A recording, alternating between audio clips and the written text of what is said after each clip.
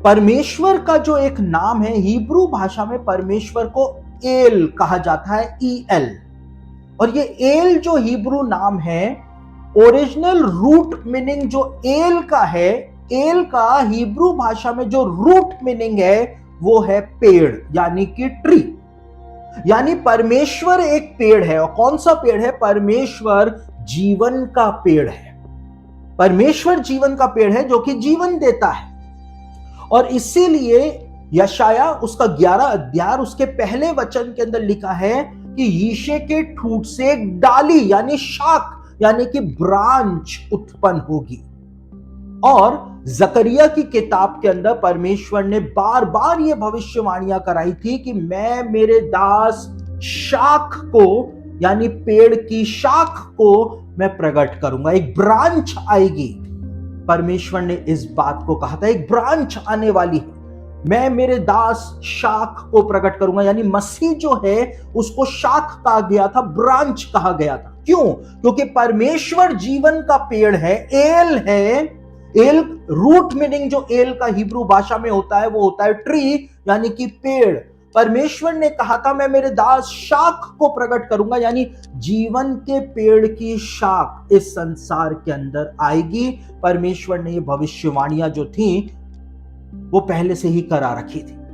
नए नियम के अंदर अलग अलग जगहों पर जब आप पढ़ेंगे तो नए नियम में कई सारी जगहों पर यीशु मसीह के, और इंग्लिश की बाइबल में पढ़ेंगे तो आपको सीधा ही मिल जाएगा, नए नियम में अलग अलग जगहों पर प्रेरितों के काम हो या पत्रियां हो, उसमें यीशु के क्रूस को क्रूस नहीं बोला गया है। प्रेरितों के काम में भी एक दो जगह पर आपको ऐसा पढ़ने को मिलेगा। पतरस की पत्री में भी आपको ऐसा पढ़ने को मिलेगा कि यीशु की क्रूस को क्रूस बोला ही नहीं गया है। लेकिन पहला पतरस उसका 2 अध्याय उसके 24वें वचन में जब पतरस यीशु के क्रूस की बात करता है तो वहां पर पतरस के द्वारा ट्री शब्द का इस्तेमाल किया गया है कि यीशु मसीह को ट्री के ऊपर लटकाया गया था, ट्री के ऊपर।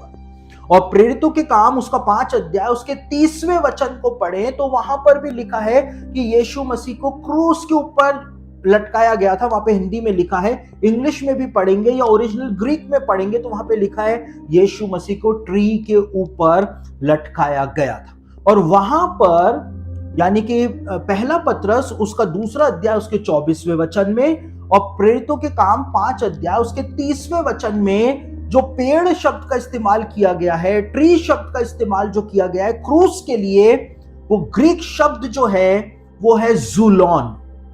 और आपको जान करके हैरानी हो जाएगी कि प्रकाशित वाक्य उसका 22 अध्याय और उसके 2 वचन में जब जीवन के पेड़ की बात की जा रही है तो ओरिजिनल ग्रीक न्यू टेस्टामेंट में जीवन के पेड़ के लिए भी जूलॉन शब्द का ही इस्तेमाल किया गया है।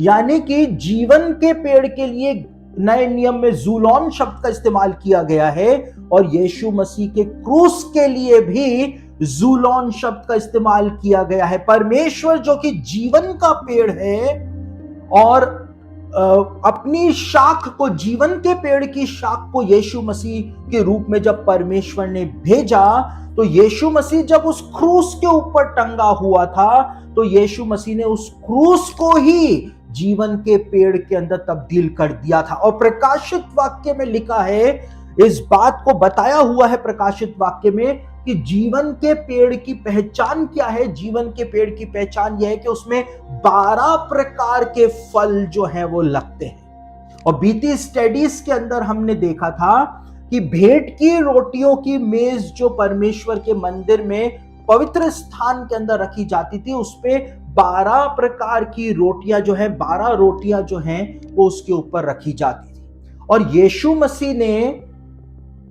एक आश्चर्य कर्म किया जिसमें 12 टोकरियां जो रोटी की थी वो भर करके बच गई थी। आप समझ रहे हैं मैं क्या बोल रहा हूं? यीशु मसीह जो है जब उस क्रूस के ऊपर चढ़ा तो वो क्रूस जो कि श्रापित माना जाता था, परमेश्वर ने उसको तब्दील कर दिया जीवन के पेड़ में, क्योंकि जीवन के पेड़ का फल जो था वो उस क्रूस के ऊपर लटका हुआ था, चढ़ा हुआ था। मैं एक और बात आपको बताता हूं। एक सूखी हुई लाठी थी या एक सूखी हुई रॉड थी, जिसको एरन्स रॉड कहा जाता है, हारून की लाठी कहा जाता है। वो सूखी हुई लकड़ी थी।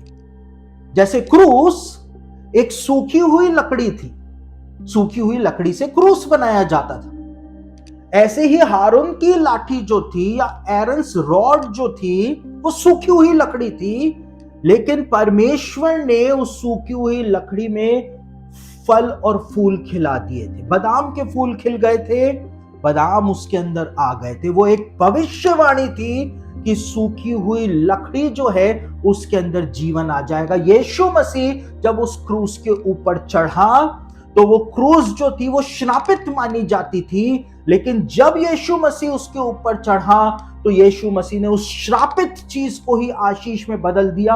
और इसीलिए यीशु के क्रूस को जूलोन कहा गया है, और नए नियम में जीवन के पेड़ को भी ग्रीक न्यू टेस्टामेंट में जूलोन ही कहा गया है। यानी कि जब आप यीशु मसीह के शरीर को खाते हैं, यीशु मसीह के लहू को पीते हैं, तो आप जीवन के पेड़ के उस फल को खा रहे हैं, जिसको खाने का सौभाग्य आदम और हवा को नहीं मिला था, लेकिन परमेश्वर ने वो सौभाग्य हमको प्रदान किया है।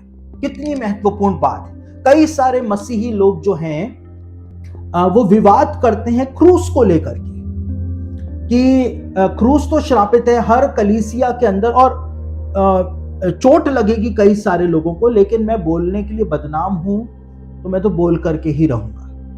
जो नए विश्वासी हैं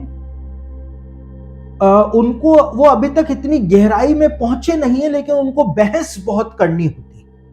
तो जो नए विश्वासी हैं वो मेरी बात को बहुत ध्यान से सुने कि क्यों हर कलीसिया के ऊपर क्रूस लगाया जाता है, क्यों हर कलीसिया में मसीहत का निशान क्रूस माना जाता है। मैंने बताया उस श्रापित चीज को यीशु मसीह ने आशीष के अंदर तब्दील कर दिया। ये यीशु मसीह के जीवन का सामर्थ्य है, परमेश्वर के पुत्र का सामर्थ्य है, क्योंकि सारा अधिकार पुत्र को परमेश्वर ने दिया है।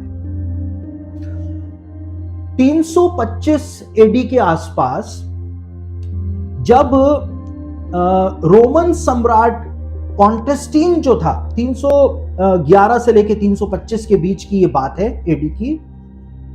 रोमन सम्राट कॉन्टेस्टीन जब रोम के अंदर उत्तर अधिकार का युद्ध लड़ा जा रहा था, जो वॉर ऑफ सक्सेशन होती थी कि कौन राजा कौन कैसर बनेगा, तो कॉन्टेस्टीन राजा जो था वो पहले सेनापति था रोम का, और उसकी सेना के बीच में और दूसरे सेनापति की सेना के बीच में लड़ाई थी कि दोनों में से रोम का सम्राट बनेगा कौन, कैसर बनेगा कौन। और कॉन्टेस्टीन की सेना कमजोर थी और दूसरे सेनापति की सेना बहुत ज्यादा ताकतवर थी। तो जब कॉन्टेस्टीन सो रहा था तो उस समय एक सपना उसको आता है, और उसको रोम के अंदर बहने वाली एक नदी दिखती है, और उस नदी के ऊपर जब वो देखता है तो आसमान में उसको एक क्रूस नजर आता है, और उस क्रूस के नीचे लिखा रहता है नाउतोनिका।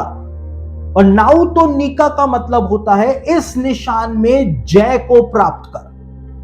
और सम्राट कॉन्टेस्टीन जब सुबह सो करके उठता है तो वो हर एक ढाल, जो सैनिकों की ढालें होती हैं, तलवारें होती हैं, घोड़ों के जो भी घोड़ों को पहनाया